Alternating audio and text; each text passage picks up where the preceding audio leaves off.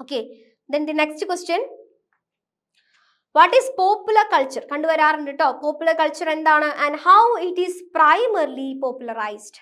എങ്ങനെയാണ് അത് പോപ്പുലറൈസ്ഡ് ആയത്, അല്ലെങ്കിൽ എന്താണ് പോപ്പുലർ കൾച്ചർ? അതായത് ഈസിയാണ്, സിമ്പിൾ ആണ്, ഒന്നുമില്ല. പോപ്പുലർ കൾച്ചർ എന്ന് പറയുമ്പോൾ ഇപ്പോഴത്തെ എന്താ പറയുക TV എന്താ പറയുക എൻ്റർടൈൻമെൻറ്റ്സ് അല്ലെങ്കിൽ അഡ്വർടൈസ്മെൻറ്റ്സ് ഒക്കെ, അതൊക്കെ എന്താണ്, അതായത് ഇപ്പോൾ ഇപ്പോഴത്തെ നമ്മളുടെ ഒരു മീഡിയ എന്ന് പറയുമ്പോൾ ഇപ്പോൾ ഇറക്കുന്നതൊക്കെ എന്താണ്, അതായത് ഇപ്പോഴത്തെ ഫാഷൻ, ഇപ്പോഴത്തെ ട്രെൻഡ് എന്താണെന്ന് വെച്ച് കഴിഞ്ഞാൽ അതാണ് എന്ത് ചെയ്യുക മീഡിയ കൂടുതലായിട്ട് ഫോക്കസ് ചെയ്യുക. അത്തരത്തിൽ ഇറങ്ങുന്നതിനെയാണ് എന്ത് പറയുന്നത് പോപ്പുലർ കൾച്ചർ എന്ന് പറയുന്നത്. പുതിയ പുതിയ ഫാഷനുകളാവാം, ടെക്നോളജി ആവാം, ഓക്കെ, ടെക്നോളജി ആവാം, ആർട്ട് ആയിരിക്കാം, ലിറ്ററേച്ചർ ആയിരിക്കാം, ഓക്കെ, അല്ലെങ്കിൽ എന്താ പറയുക ഈ ഒരു സോഷ്യൽ വാല്യൂസ് ഒക്കെ ഇൻക്ലൂഡഡ് ആയിട്ടുള്ള കൾച്ചറിനെയാണ് എന്ത് പറയുന്നത് പോപ്പുലർ കൾച്ചർ എന്ന് പറയുന്നത്. ഓക്കെ, അപ്പം ഇങ്ങനെ ആലോചിച്ചാൽ മതി. ഇപ്പോൾ ഒരു പരസ്യങ്ങളൊക്കെ ഇപ്പോഴത്തെ ട്രെൻഡിനനുസരിച്ചുള്ള പരസ്യങ്ങളാണ് ജനങ്ങളിലേക്ക് എത്തുന്നത് അല്ലേ, മാസ് മീഡിയ വഴി. അപ്പം അതിനെയാണ് പറയുന്നത് പോപ്പുലർ കൾച്ചർ. അപ്പോൾ ഓരോ സൊസൈറ്റി അല്ലെങ്കിൽ ഓരോ ജനറേഷൻ കൂടും തോറും എന്താണ് ഓരോന്നിലും ഇപ്പോൾ ഈ പറയുന്ന രീതിയിലൊക്കെ ടെക്നോളജിക്കൽ ഇന്നോവേഷൻസ് ആയിരിക്കാം, അല്ലെങ്കിൽ കൾച്ചറിൽ മാറ്റം വരുന്നു അല്ലേ, സോഷ്യൽ വാല്യൂസിൽ മാറ്റം വരുന്നു, എത്തുന്നു. യെസ്, നമ്മളുടെ ന്യൂ ജനറിലേക്ക് അല്ലെങ്കിൽ യങ്ങർ ജനറേഷനിലേക്ക് എത്തുന്നുണ്ടെങ്കിൽ അതാണ് എന്ത് പോപ്പുലർ കൾച്ചർ എന്ന് പറയുന്നത്. അവിടെ ആരും ഇല്ലേ? ഉള്ളവർക്കൊന്ന് ഹായ് പറഞ്ഞ് എല്ലാവരും പോയോ? പുതിയ ട്രെൻഡുകളൊക്കെ എന്ത് ചെയ്യാം, യെസ്, ഉടലെടുത്ത് വരിക. അതിനെയാണ് എന്ത് പോപ്പുലർ കൾച്ചർ എന്ന് പറയുന്നത്. അവിടെ ഉണ്ടല്ലേ? ആ, ഓക്കെ. വേറെ ആരുമില്ല, സൗപർണിക മാത്രമേ ഉള്ളൂ, വേറെ ആരുമില്ല.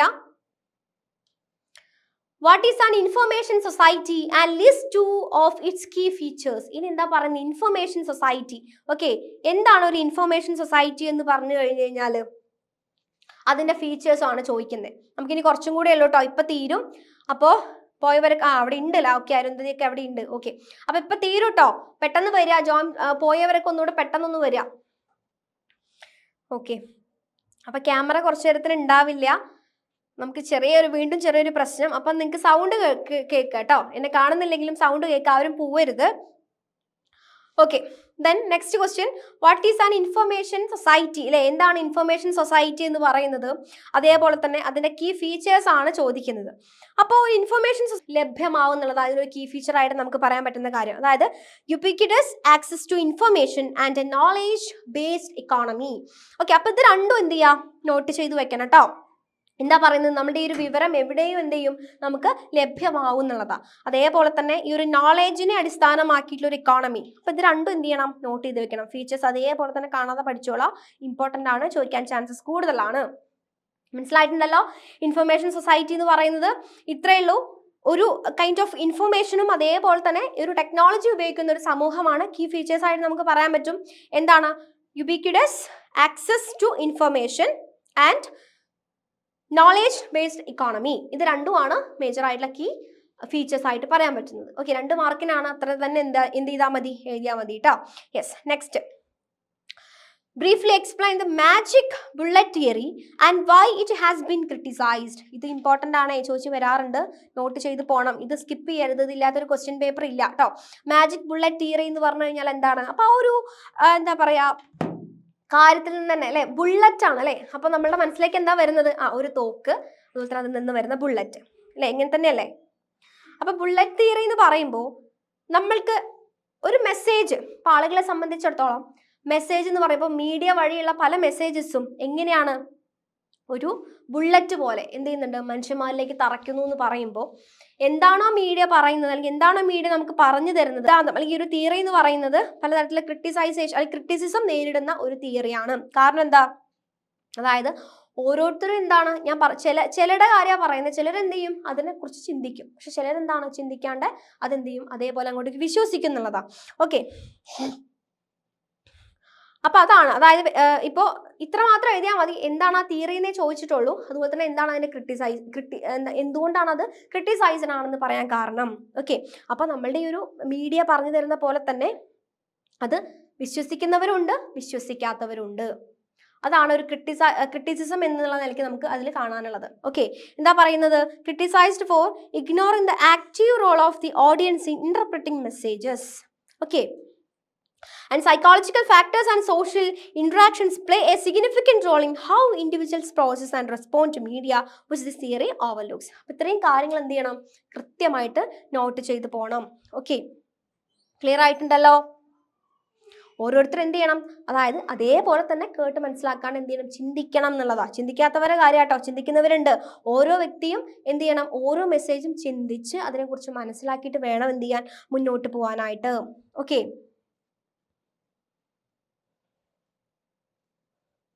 ക്ലിയർ ആയിട്ടുണ്ട്? അപ്പോൾ ഈ ഒരു തിയറി എന്ന് പറഞ്ഞാൽ ഇതിനെയാണ് അതായത് ഇത്രയും കാര്യങ്ങൾക്കാണ് ഈ ഒരു മാജിക് ബുള്ളറ്റ് തിയറി എന്ന് പറയുന്നതിനൊരു എന്താണ് നെഗറ്റീവ് വശങ്ങളും കൂടെ ഉണ്ടെന്നുള്ളത് നോട്ട് ചെയ്ത് വയ്ക്കുക. Then the next question, what is the core idea of use and gratification theory? ഇതും നമുക്ക് ചോദിക്കാറുണ്ട് കേട്ടോ. ഗ്രാറ്റിഫിക്കേഷൻ തിയറി എന്താണെന്നുള്ളതും ചോദിച്ച് കാണാറുണ്ട്. And the use and gratification theory emphasizes that audiences actively use media to fulfill specific needs and goals. അതായത് ഒരു വിഭാഗം, ഒരു കാറ്റഗറിയിലുള്ള ആളുകളെ പറയാന്നുണ്ടെങ്കിൽ അവരുടെ ആവശ്യങ്ങൾ നിറവേറ്റാൻ വേണ്ടിയിട്ട് മാത്രം എന്ത് ചെയ്യാം, മീഡിയയെ ഉപയോഗിക്കാം. ഓക്കെ, അതായത് ഈ ഒരു പ്രേക്ഷകർ എന്ത് ചെയ്യുന്നു, അവരുടെ ആവശ്യത്തിന് വേണ്ടിയിട്ട് മാത്രം എന്ത് ചെയ്യാം, മീഡിയ അല്ലെങ്കിൽ ഈ എന്താണ് ഈ പറയപ്പെടുന്ന രീതിക്കുള്ള, അപ്പോൾ വാട്സപ്പ് ആയിക്കോട്ടെ, എന്താ പറയുക, മീഡിയ എന്ന് പറയുമ്പോൾ എന്തൊക്കെ പെടും, അതിൽ TV പെടും, യൂട്യൂബ് പെടും അല്ലേ, അവരുടെ ആവശ്യങ്ങൾക്ക് വേണ്ടി മാത്രം എന്ത് ചെയ്യുക, ഈ പറയുന്ന മീഡിയ ഉപയോഗിക്കുന്നതിനാണെന്ന് പറയുന്നത് യൂസ് ആൻഡ് ഗ്രാറ്റിഫിക്കേഷൻ തിയറി എന്ന് പറയുന്നത്. അപ്പോൾ ഈ ഒരു ആളുകളുടെ കാര്യം എടുത്തു കഴിഞ്ഞു കഴിഞ്ഞാൽ അവർക്കൊരു പ്രത്യേകമായിട്ടൊരു ഇന്റൻഷൻ ഉണ്ട്, പ്രത്യേകമായിട്ടൊരു ഗോൾ ഉണ്ട്. ഓക്കെ, അതുകൊണ്ട് മാത്രം അവരതിനെ അപ്രോച്ച് ചെയ്യുന്നു. അതിനെയാണ് ഈ ഒരു തിയറി പറയുന്നത്. മാത്രമല്ല, എന്തിനു വേണ്ടിയിട്ടാണ് നമ്മൾ കണ്ടു, എന്തിനു വേണ്ടിയിട്ടൊക്കെയാണ് നമ്മൾ മേജറായിട്ട് മീഡിയയെ നമ്മൾ അപ്രോച്ച് ചെയ്യുക? വിവരങ്ങൾ ലഭിക്കാൻ, വിനോദം അല്ലെ, എന്റർടൈൻമെന്റിന് വേണ്ടിയിട്ട്, അതേപോലെ തന്നെ നമുക്ക് സൊസൈറ്റിക്കകത്തൊരു ഇന്ററാക്ഷന് വേണ്ടിയിട്ട്, പിന്നെ ഒരു പേഴ്സണൽ ഐഡന്റിറ്റി, ഇതിനൊക്കെ വേണ്ടിയിട്ട്. അപ്പൊ കൃത്യമായിട്ടൊരു ഗോൾ ആൻഡ് ഇന്റൻഷൻ അവർക്ക് ഉണ്ട് എന്നുള്ളത് മനസ്സിലാക്കുക. പിന്നെ ഇദ്ദേഹത്തെ നിങ്ങൾ കേട്ടിട്ടുണ്ടോ, ഇനി ഹ്യൂ കാറ്റിനെ കുറിച്ച് കേട്ടിട്ടുണ്ടോ? ഇവരൊക്കെയാണ് ഈ ഒരു എന്താ പറയാ തിയറി ഡെവലപ്പ് ചെയ്തതിന്റെ പിന്നിലുള്ള ഒരു മേജർ ഫിഗർ ആയിട്ട് നമുക്ക് പറയാം. ഓക്കെ, അപ്പോൾ കൃത്യമായിട്ട് ഈ ഒരു തിയറി പറയുന്നത് എന്താ വെച്ച് കഴിഞ്ഞാൽ, നമ്മളുടെ മീഡിയ ആളുകളെ ബാധിക്കുന്നു എന്നതല്ല, അല്ലെങ്കിൽ മീഡിയ നമ്മളെ ഓഡിയൻസിനെ ബാധിക്കുന്നു എന്നുള്ളതല്ല, ഓഡിയൻസ് എങ്ങനെയാണ് ഒരു മീഡിയയെ അപ്രോച്ച് ചെയ്യുന്നത്, അല്ലെങ്കിൽ ഓഡിയൻസ് എങ്ങനെയാണ് മീഡിയയെ യൂട്ടിലൈസ് ചെയ്യുന്നത് എന്നുള്ള കാര്യമാണ് ഈ ഒരു തിയറിയിൽ കൂടുതലായിട്ട് പറയുന്നത്. ഓക്കെ, അതുവഴി എന്താവും, ആളുകളൊക്കെ ഭയങ്കരമായിട്ട് ആക്റ്റീവ് ആവും എന്നുള്ളതാണ്. ആളുകൾക്ക് അല്ലെങ്കിൽ ഓഡിയൻസിന് ഭയങ്കരമായിട്ട് ആക്റ്റീവ് ആയിട്ടുള്ള റോൾ തന്നെ അതിലുണ്ട് എന്നുള്ളതാണ് മനസ്സിലാക്കേണ്ടത്. മാത്രമല്ല, അവർക്ക് സ്വന്തമായി ഇന്റർപ്രറ്റ് ചെയ്യാനുള്ള, അല്ലെങ്കിൽ മീഡിയ കോണ്ടന്റിനെ ഇന്റർപ്രറ്റ് ചെയ്യാനുള്ള ഒരു കഴിവ് കൂടെ ഉണ്ടാവും എന്നുള്ളതാണ് മനസ്സിലാക്കേണ്ടത്. ഓക്കെ, അതാണ് ഈ ഒരു ഗ്രാറ്റിഫിക്കേഷൻ തിയറി കൊണ്ട് ഉദ്ദേശിക്കുന്നത്. ഓക്കെ, ഈ ഒരു ഫിഗർ മേജറായിട്ട് എന്ത് ചെയ്യണം, നിങ്ങൾ നോട്ട് ചെയ്തിട്ട് പോകണം കേട്ടോ എക്സാമിന്. Next, what is the spiral of silence? ഇതും സിമ്പിൾ ആണ്, ഇത് വായിക്കുമ്പോൾ തന്നെ നമുക്ക് എന്ത് ചെയ്യും, കിട്ടുമെന്നുള്ളതാണ്. What is the spiral of silence? അതായത് ഇപ്പൊ നമുക്കൊക്കെ ഉള്ള ഒരു കാര്യമാണ്. അപ്പൊ ഞാൻ ക്ലാസ് എടുക്കുന്ന സമയത്ത് തന്നെ എന്താണ്, പലരും ചോദിച്ചാൽ എന്ത് ചെയ്യാറില്ല, മറുപടി പറയാറില്ല എന്നുള്ളതാണ്. കാരണം എന്താ, ഞാൻ പറഞ്ഞ് തെറ്റിപ്പോവോ? നമ്മളിപ്പോൾ ക്ലാസ്സുകളിൽ ഇരിക്കുന്ന സമയത്തും എന്താണ്, ക്വസ്റ്റ്യൻ ചോദിച്ചു കഴിഞ്ഞാൽ ആരും മിണ്ടില്ല. കാരണം എന്താ, ഞാൻ പറയുന്നത് തെറ്റിപ്പോവോ, മോശമാവോ എന്നുള്ളൊരു പേടി കൊണ്ട് ആരും ഒന്നും പറയാറില്ല. ആ ഒരു അവസ്ഥ തന്നെയാണ് എന്ത്, സ്പൈറൽ ഓഫ് സൈലൻസ് എന്ന് പറയുന്നത്. Okay, people may avoid expressing minority opinion due to the fear of isolation or criticism. ഏതെങ്കിലും തരത്തിലുള്ള ക്രിറ്റിസിസം എനിക്ക് കിട്ടുമോ, അല്ലെങ്കിൽ ഞാൻ പറയുന്ന കാര്യങ്ങൾ തെറ്റാവോ, അവരെന്നെ കളിയാക്കുമോ, ഇത്തരത്തിലുള്ള കാര്യങ്ങൾ, അല്ലെങ്കിൽ മറ്റുള്ളവരിൽ നിന്നും ഞാൻ ഐസൊലേറ്റ് ചെയ്യപ്പെടുവോ, ഒറ്റപ്പെടുവോ എന്നുള്ള ഭയത്താൽ എന്താണ്, ആരും അവരുടെ അഭിപ്രായങ്ങൾ പറയില്ല, ഓപ്പൺ ആയിട്ട് പറയില്ല എന്നുള്ളതാണ്. ഓക്കെ, അപ്പൊ അങ്ങനെ നമ്മളിപ്പോൾ ഏതൊരു കാര്യം പറയാന്നുണ്ടെങ്കിലും ഭൂരിഭാഗം ആളുകൾ ഓക്കെ ആണെങ്കിൽ എന്ത് ചെയ്യും, നമ്മൾ അത് പ്രൊസീഡ് ചെയ്യും അല്ലേ. അതായത് ഇപ്പൊ നമുക്ക് ഇഷ്ടമല്ലെങ്കിൽ പോലും നമ്മളുടെ കൂടെ നിൽക്കാൻ ആളില്ല എന്നുണ്ടെങ്കിൽ അത് എന്ത് ചെയ്യും, റിജക്ട് ചെയ്ത് പോവുക ചെയ്യുക. അപ്പൊ അതേപോലെ തന്നെയാണ് പറയുന്നത്. അപ്പൊ ഭൂരിഭാഗത്തിന്റെ അഭിപ്രായമാണ് നമ്മളൊക്കെ എല്ലാവരും എന്ത് ചെയ്യുക, കണക്കിലെടുക്കുക. ഓക്കെ ഓക്കെ അപ്പോൾ ഈ മീഡിയയുടെ കാര്യം പറയാന്നുണ്ടെങ്കിൽ ഭൂരിഭാഗം മീഡിയ അങ്ങനെ തന്നെയാണ്. ഭൂരിഭാഗം ആളുകൾ ഏത് കാര്യത്തിന് ഫോക്കസ് ചെയ്യുന്നു, അവരത് മാത്രമാണ് എന്ത് ചെയ്യുക, കൂടുതലായിട്ട് ഫോക്കസ് ചെയ്യുക. അപ്പൊ അതാണ് പറയുന്നത്, പേടി കാരണം ആരും ഒന്നും മിണ്ടാണ്ടിരിക്കുന്ന അവസ്ഥ. ഓക്കെ, നിങ്ങൾ തന്നെ എക്സാമ്പിളൊക്കെ ആയിട്ട് നിങ്ങൾ അങ്ങനെ പഠിച്ചു വെച്ചാൽ മതി. ഞാൻ പറയുന്നത് തെറ്റിപ്പോവോ, അത്തരത്തിലുള്ള ഒരു കൺഫ്യൂഷൻ കൊണ്ട് മുന്നിലേക്ക് വരാത്തവര്, അതാണ് എന്ത്, ഈ ഒരു സ്പൈറൽ ഓഫ് സൈലൻസ് എന്ന് പറയുന്നത്. അപ്പൊ അവരുടെ അഭിപ്രായം അവിടെ എന്താണ്, അടിച്ചമർത്ത്, സ്വയം എന്താ ചെയ്യാണ്, അവരവിടെ അടിച്ചമർത്തുകയാണെന്നുള്ളതാ. ഓക്കെ, അവരുടെ അഭിപ്രായം എന്ത് ചെയ്യുന്നു, അവിടെ സൈലൻസ് ആവുന്നു. ഓക്കെ, അതാണ് സ്പൈറൽ ഓഫ് സൈലൻസ് എന്ന് പറയുന്നത്. ക്ലിയർ ആണല്ലോ, സിമ്പിൾ ആണ്, കൂടുതലായിട്ടൊന്നുമില്ല. ഓക്കെ, നെക്സ്റ്റ്, ഇതൊരാൾ ചോദിച്ചിട്ടുണ്ടായിരുന്നു, നാർക്കോട്ടൈസിങ് ഡിസ്ഫങ്ഷൻ, അത് സെപ്പറേറ്റ് ആയിട്ട് ചോദിക്കാൻ ചാൻസസ് ഉണ്ട് കേട്ടോ. What is narcotizing dysfunction as it is related to media effects. Okay, ഇതും എന്താണ് ഇമ്പോർട്ടൻ്റ് ആണ്, സെപ്പറേറ്റ് ആയിട്ടാണ് ചോദിച്ചേക്കുന്നത്. അപ്പം അത് അതേപോലെ തന്നെ എഴുതി വെക്കുക. എന്താ പറയുന്നത്? Narcotizing dysfunction refers to the idea that media overload can lead to apathy. എന്താ പറയുന്നത്? ഈ ഒരു മീഡിയയിൽ നിന്ന് നമുക്ക് അധികമായിട്ടുള്ള ഇൻഫർമേഷൻ കിട്ടുന്ന സമയത്ത്, ഓക്കെ, അതായത് ഇപ്പം എല്ലാ ഇൻഫർമേഷൻസും നമുക്ക് എവിടെ നിന്നാണ് കിട്ടുന്നത്? യെസ്, നമ്മുടെ മീഡിയ വഴിയാണ് കിട്ടുന്നത് അല്ലേ. അപ്പം എല്ലാ വിവരങ്ങളും അധികമായിട്ട് കിട്ടുന്ന സമയത്ത് ആളുകൾക്ക് എന്താണ്, അതായത് അവരൊന്നും ചെയ്യുന്നില്ല എന്നുള്ളതാണ്. അപ്പോൾ ഒരു എക്സാമ്പിൾ പറയാന്നുണ്ടെങ്കിൽ, അപ്പം നമ്മൾ ദിനം പ്രതി നമ്മളുടെ എന്താ പറയുക മീഡിയയിലൂടെ നമ്മൾ പലർക്കും എന്താണ് ദാരിദ്ര്യം ബാധിച്ചവരെ, പട്ടിണി കിടക്കുന്നവരെ, അതുപോലെ തന്നെ വീടില്ലാത്തവർ, ഇതൊക്കെ എന്താണ് ഒരു ദാരിദ്ര്യം ബേസിലുള്ള ന്യൂസസ് ഒക്കെ നമ്മൾ എന്ത് ചെയ്യുന്നതാ, എന്ത് ചെയ്യാറുണ്ട്, കേൾക്കാറുണ്ട് അല്ലെ, അല്ലെങ്കിൽ കാണാറുണ്ട്. ദുരിതം അനുഭവിക്കുന്നവരൊക്കെ നമ്മൾ കാണാറുണ്ട്. അപ്പൊ അതിനൊക്കെ പുറമെ ആയിട്ട് നമ്മളത് കേൾക്കാന്ന് മാത്രമേ ഉള്ളൂ, അതിന് പുറമെ ആയിട്ട് നമ്മളൊന്നും അതിലേക്ക് ചെയ്യുന്നില്ല എന്നുള്ളത്. അപ്പൊ ഓരോ മനുഷ്യരുടെയും വിചാരം എന്ന് പറയുന്നത് നമ്മളത് കണ്ടു കഴിഞ്ഞാൽ തന്നെ എന്താണ്, അവരെ സഹായിക്കുന്നതിനൊരു തുല്യമായി എന്നുള്ളതാണ് പറയുന്നത്. ഇത്രയേ ഉള്ളൂ. ഇത്തരത്തിലുള്ള ന്യൂസസ് കണ്ടു കഴിഞ്ഞാലും ആരും എന്ത് ചെയ്യുന്നില്ല, പ്രതികരിക്കുന്നില്ല. അതിലത് ഹെൽപ്പിംഗ് മെന്റാലിറ്റി എന്തില്ല, ആർക്കും ഇല്ല എന്നുള്ളതാ. ഓക്കെ, അതാണ് ഇവിടെ ഉദ്ദേശിക്കുന്നത് കേട്ടോ. ഒരു മീനിങ് ഫുൾ ആക്ഷൻ, എല്ലാവരും എന്തിനാണ് എൻഗേജ് ചെയ്യുന്നത്? ഒരു മീനിങ് ഫുൾ ആക്ഷനിൽ. അല്ലെങ്കിൽ people may feel they have contributed simply by being informed by the media. അതായത് മീഡിയയിൽ വരുന്ന കാര്യങ്ങൾ കണ്ടു കഴിയുമ്പോൾ തന്നെ എന്താണ്, അതിന് നമ്മൾ സഹായിച്ചു എന്നുള്ള തോട്ട്, അല്ലെങ്കിൽ അങ്ങനെ ഒരു മെന്റാലിറ്റിയാണ് ആളുകളിൽ. പ്രൊപ്പഗാൻഡയും പെർസ്വേഷനും എന്താണ്, അതെന്താണെന്ന് സെപ്പറേറ്റ് ആയിട്ട് ചോദിക്കാറുണ്ട്. അപ്പം അതെന്ത് ചെയ്യുക, അത് എന്താണെന്നുള്ളത് ഓരോന്ന് എന്ത് ചെയ്യണം, നിങ്ങൾ ആദ്യം പഠിച്ചു വെക്കണം. ദെൻ പിന്നീട് എന്ത് ചെയ്യണം, അതിൻ്റെ ആ ഒരു ഡിഫറൻസും കൂടെ എന്ത് ചെയ്യണം, പറയണം. ഓക്കെ, അപ്പൊ എന്താണ് പെർസ്വേഷൻ എന്ന് പറയുന്നത്? അതായത് മറ്റുള്ളവരെ നമ്മൾ വിശ്വസിപ്പിക്കണം.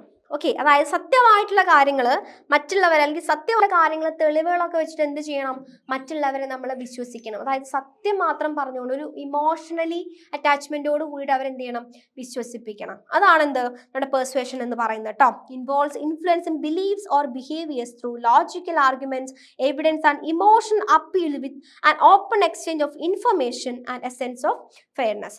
അപ്പോൾ ആളുകളെ രണ്ടും എന്താണ്, ആളുകളെ വിശ്വസിപ്പിക്കേണ്ട കാര്യം തന്നെയാണ്. പെർസ്വേഷൻ ആണെന്നുണ്ടെങ്കിൽ എന്താണ്, സത്യസന്ധമായിട്ടുള്ള ന്യൂസോട് കൂടിയിട്ട് ഒരു ഇമോഷണൽ അപ്പീലോട് കൂടിയിട്ട് എന്ത് ചെയ്യുക, അവർ പറഞ്ഞത് കൺവിൻസ് ചെയ്യുക, അല്ലെങ്കിൽ അവരോട് അത് പറഞ്ഞ് സെറ്റാക്കുക.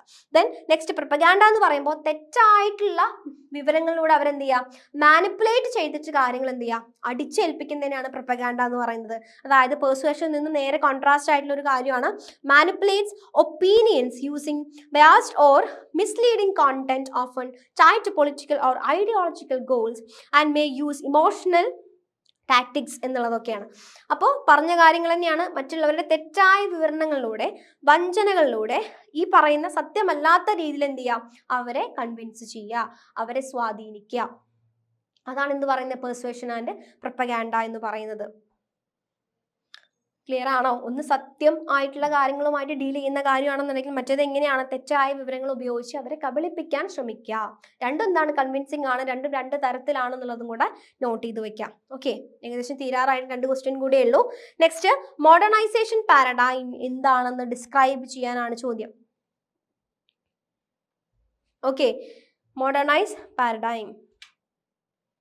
ഓക്കെ, എന്താണ് മോഡേണൈസേഷൻ പാരഡൈം എന്ന് പറയുന്നത്? Emerging after world war second, focused on helping newly independent countries develop through technology transfer, industrialization and infrastructure, assuming economic growth equate to development. അപ്പോൾ അതായത് ഇത്രയേ ഉള്ളൂ.